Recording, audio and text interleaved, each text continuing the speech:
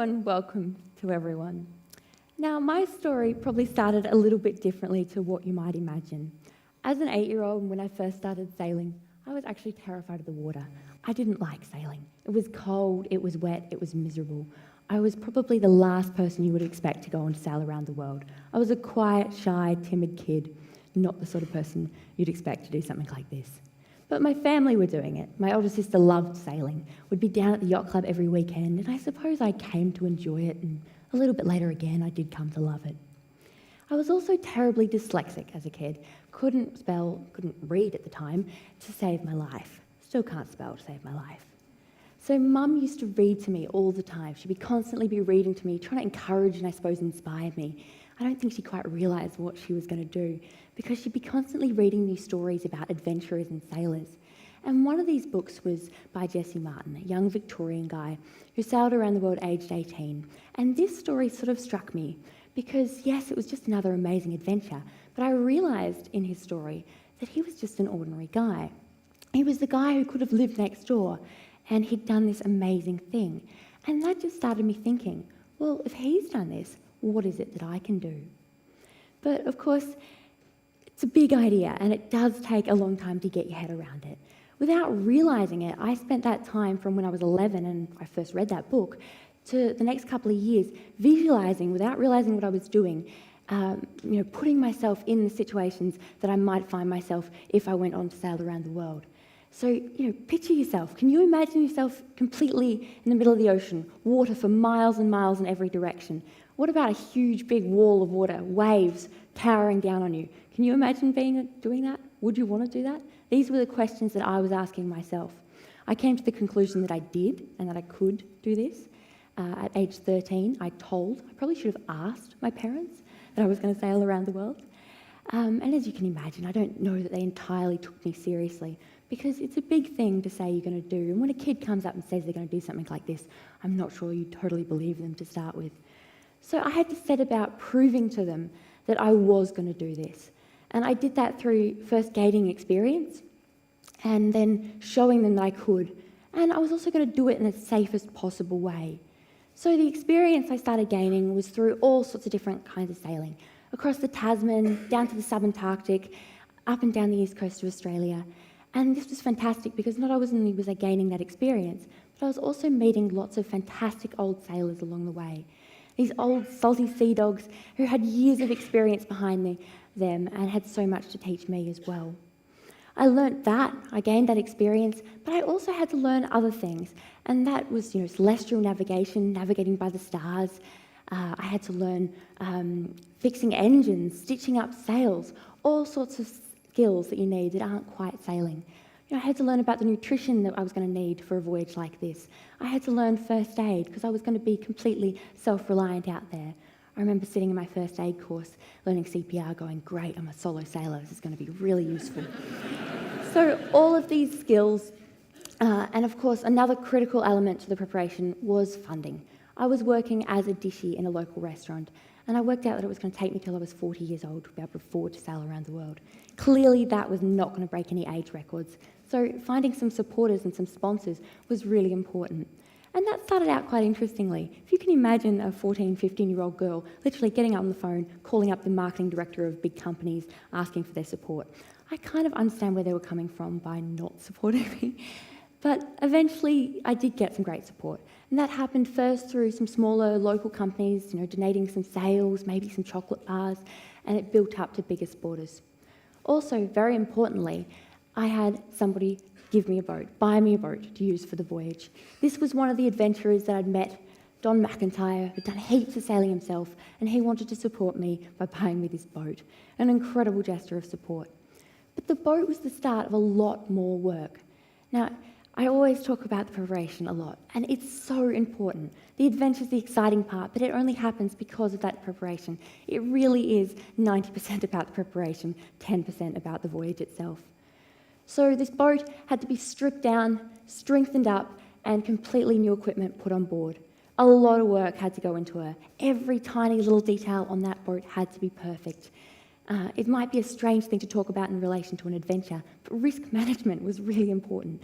Every situation had to be thought through and solutions had to be identified and put on the boat. Everything had to be perfect. The team of people who helped do this were also a very, really interesting story. They were all volunteers.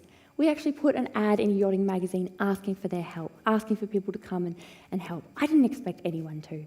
They did. They flew themselves from around Australia and even the world to be there and to work 7 days a week, day in, day out on this boat.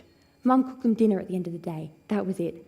And I kind of got to the point a couple of months in going, well, how am I ever going to thank these people enough for what they're doing? You know, this is just extraordinary. I felt quite guilty, I suppose.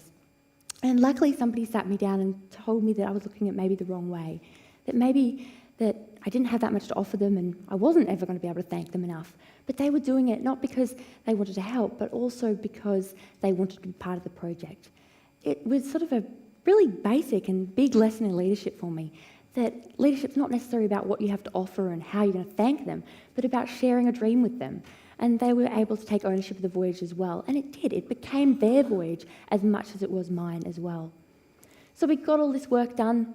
The most important job, or I like to think, we painted the boat pink. High visibility, you know, cute girl power statement, I suppose. Bit of fun. But obviously she was a tough little boat. And I love what that said. Here I am, this cute little pink boat, but I'm ready to take on the world. So I was ready to take on the world at this point. So the next thing I had to do was a little bit of sea trials.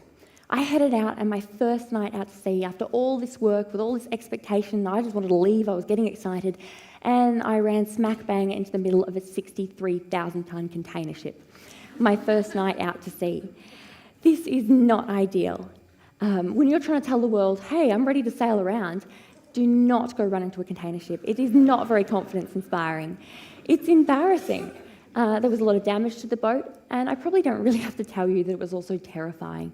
It was horrific. The noise of the engines and the sounds as that boat collided with us haunted me for quite some time. But interestingly, I'm not going to say it's a good thing, but I look back and go, well, it really did happen for a reason. I mean, obviously I learnt a lot, don't hit ships. It's quite simple. But I think we had the chance to improve the systems on board that should have told me there was a ship nearby. But most importantly of all, and this is going to sound strange, but I left more confident because of that incident. Now, just as the world was suddenly doubting me so much more, I was more confident. And that's because up until then, I'd done the training, I'd done the preparation, but I hadn't put myself in a situation where everything was literally falling to pieces around me. That's what happened that night, and I proved to myself that I could keep a cool, calm head, and I knew that I was ready to take on the world, just as everyone didn't think so. The media criticism was intense, and it was very understandable, but it was very tough. I think the annoying thing about it was there was never any constructive criticism. You know, people were saying stuff that we'd already identified and possibly dealt with. To finally set off from Sydney, head across the Pacific Ocean, it was a big relief to leave. And the Pacific Ocean's a beautiful place to go sailing. So I did a little bit of fishing as I went. 210 days around the world, 23,000 nautical miles, one fish.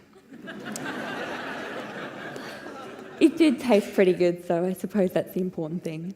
I also took the opportunity after a couple of months at sea to climb up the mast, and that's these pictures here, and check all the equipment up there.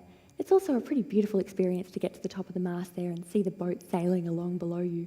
And I think for me, it went to show how much I'd changed since I was that little girl who was scared of everything, including heights, to get to the top of that mast and just want to keep going.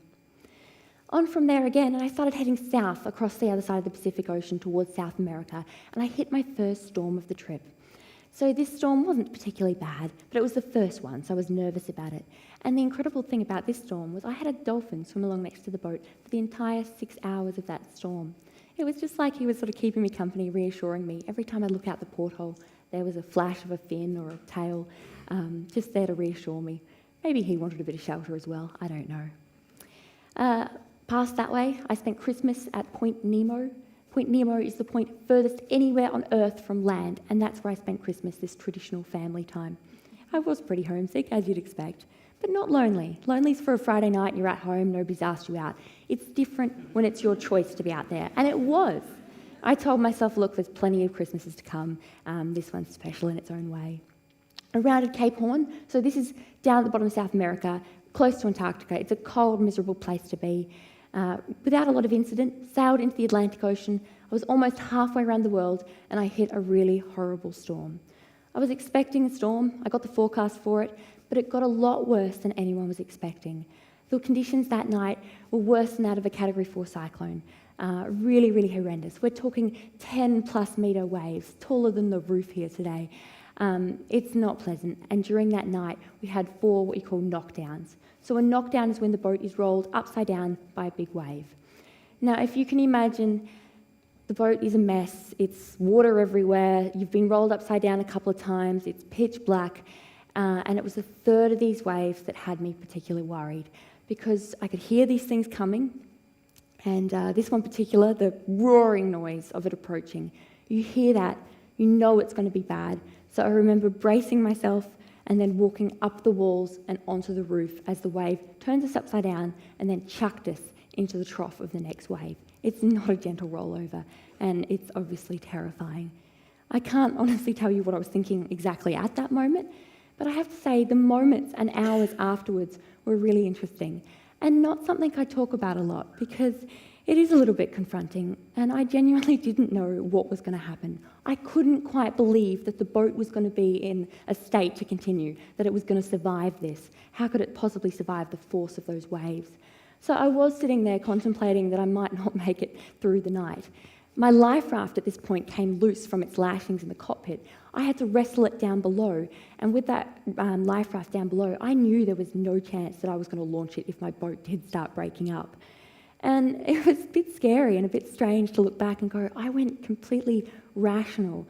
And I remember thinking through different scenarios and coming to the conclusion that whatever happened, happened, and that I was going to hang on, not because I wanted a hot shower, not because I was worried about myself or any pain, but because I didn't want to put my family through any more grief. I knew that it would have just been horrendous. And that's the thing that I clung to. That's the thing that motivated me, and I knew I was going to do anything to hang on because of that reason. Thankfully, it didn't come to that. The boat really did pull through. As you see here, there was a little bit of damage. The solar panel, some of the sails were torn, but really a testament again to that preparation and how tough she was to get me through that storm. That's probably one of the worst moments out there, but there were a lot of fantastic ones as well. A lot of beautiful days. Dolphins jumping out of the water as far as the eye can see. One time when the water became so still, there was no wind, which is a little bit frustrating as you're not going anywhere, but it was so beautiful because that night it was so still that the stars were reflected perfectly in the water. I couldn't really tell where the sky stopped and the water began. It's incredibly beautiful. And maybe this is a little bit selfish, but there's something so special about having an experience like that completely to yourself. It's obviously lovely to share them as well, but I don't know, that was kind of special. So lots of good things about the voyage as well, but it turned out the last leg was pretty tough. That last leg coming under Australia, not because the weather was quite as severe, but because I had storm after storm after storm, and not having recovery time between them was really tough. One of the storms was particularly annoying as well, because during another one of those knockdowns, my bottle of dishwashing liquid came loose. And you can imagine when I came upright, there's dishwashing liquid running down the roof, the ceiling, the floor, bubbling up in my bunk. I'll never ever use lemon fresh dishwashing liquid again. The smell of it just brings back memories. So to finally round Tasmania, and then this picture taken the day before I got home. As you see, it's quite a rough day, but not particularly severe. And I love this picture because it really gives a bit of perspective. This is a rough day. It's not particularly severe. You can only imagine what it's like out there on those particularly bad nights. To get home was completely overwhelming. I had a lot of people there to meet me, which was really special. But to put it in perspective, I hadn't seen a person in the entire time away. That was nearly 8 months. I hadn't seen land for months. I'd seen land 3 or 4 times in the distance the whole time. So to get back and to have colours, sounds, smells, all of these things I hadn't seen or felt for so long was really, really overwhelming. Too much to take in. I kept staring at my little sister's face, or everyone's face. It was like I was experiencing and seeing them for the first time. And she found that a bit strange. Stop staring at me, you're making me uncomfortable. Got through the harbour there, and incredibly, the Prime Minister was there to meet me, which was very lovely of him considering I was actually running a few hours late. And he gave this beautiful speech as I stepped off the boat about me being a hero. And then I was very cheeky, and I stood up and said that I disagreed with him. The crowd decided to clap at that moment before I could finish my sentence. And I did come across as very, very cheeky before I could say that I disagreed with him because I didn't consider myself a hero. And that was something that was really important to get across because I was inspired by somebody who I realised, one of my heroes who I realised was ordinary, and I wanted to make sure everyone else realised that I was just an ordinary girl as well. It's been nearly 5 years since then, and so many special things have happened, whether it's actually travelling and stopping places, meeting people, whether it's finishing school and studying now, whether it's my book, which I'm very, very proud of, competing in the Sydney Hobart Yacht Race with a youth team. We finished in second place, and a really amazing testament to the teamwork in that team. And I learnt a lot through that experience, learning to sail faster. But probably the one thing that has been most special was, and very humbling, my nomination for Young Australian of the Year. And I struggled with this award and this nomination because I'd been heaped with so many awards at this point, and I went, oh, there's so many other worthy people and so selfless, some of the other nominees. Maybe it should go to them. And luckily, somebody sat me down again and turned it around and made me realise that I was looking at this the wrong way, that I shouldn't be looking at it as another award. I should be looking at it as an opportunity to travel around the country, speak to loads of people and share my story. I did do that, and it was a really busy year. And the moment that stood out to me from that year was a girl I met, and she told me that she read my book, she'd been having a horrible time at school, she heard my story, read my book, and that inspired her to change schools and join the chess club. Such a simple thing, but that was so special and so lovely to hear because that's what I wanted my voyage to show, that we do have the power to make our dreams come true.